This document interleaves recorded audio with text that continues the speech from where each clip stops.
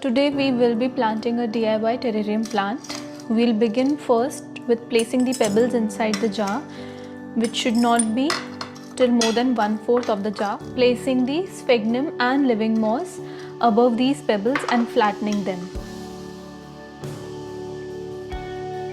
Now next we'll place soil above the moss layer.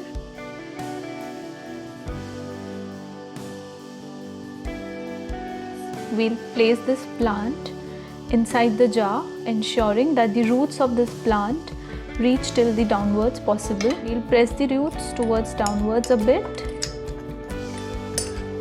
and at last we'll put some water which reaches till the sphagnum moss layer so that the plants get adequate nutrition and water for their growth.